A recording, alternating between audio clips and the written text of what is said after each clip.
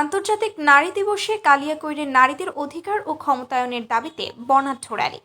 তুষার আহমেদের তথ্যচিত্রে দেখুন ডেস্ক রিপোর্টে। গাজীপুরের কালিয়াকৈরে আন্তর্জাতিক নারী দিবস উপলক্ষে এক বর্ণাঢ্য র্যালি অনুষ্ঠিত হয়েছে।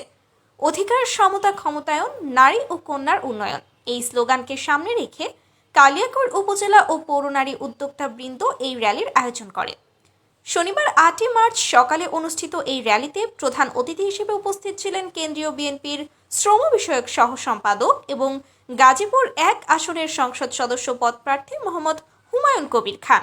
বিশেষ অতিথি হিসেবে উপস্থিত ছিলেন আন্তর্জাতিক মানবাধিকার সংস্থা কালিয়াকৈর উপজেলা শাখার আইন বিষয়ক সম্পাদক মল্লিকা আক্তার, মহিলা বিষয়ক সম্পাদক পারুল আক্তার, আফরোজা আহমেদ, সোনিয়া আক্তার, সুমাইয়া আক্তার।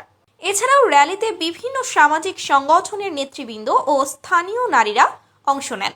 র্যালিটি কালিয়াকৈরের প্রধান সড়কগুলো প্রদক্ষিণ করে। র্যালিতে নারীদের অধিকার ও ক্ষমতায়নের বিভিন্ন স্লোগান দেওয়া হয়। বিভিন্ন বয়সের নারী ও শিশুরা এতে অংশ নেয়। র্যালিতে কোমলমতি নারীদের উপস্থিতিও ছিল চোখে পড়ার মতো। র্যালিতে অংশগ্রহণকারীরা নারীদের প্রতি সহিংসতা বন্ধ, সমান অধিকার নিশ্চিতকরণ, কর্মক্ষেত্রে নারীদের নিরাপত্তা, শিক্ষা ও স্বাস্থ্য খাতে নারীদের সমান সুযোগ সুবিধা নিশ্চিতকরণের দাবি জানান। তারা বলেন, নারীদের অধিকার নিশ্চিত না হলে সমাজের উন্নয়ন সম্ভব নয়। প্রধান অতিথির বক্তব্যে মোহাম্মদ হুমায়ুন কবির খান বলেন, নারীদের অধিকার ও ক্ষমতায়ন নিশ্চিত করতে হলে সমাজের সবাইকে একযোগে কাজ করতে হবে। তিনি নারীদের প্রতি সকল ধরনের সহিংসতা বন্ধের আহ্বান জানান। বিশেষ অতিথিরা তাদের বক্তব্যে নারীদের অধিকার ও ক্ষমতায়নের গুরুত্ব তুলে ধরেন। তারা বলেন, নারীরা আজ সমাজের প্রতিটি ক্ষেত্রে গুরুত্বপূর্ণ অবদান রাখছেন।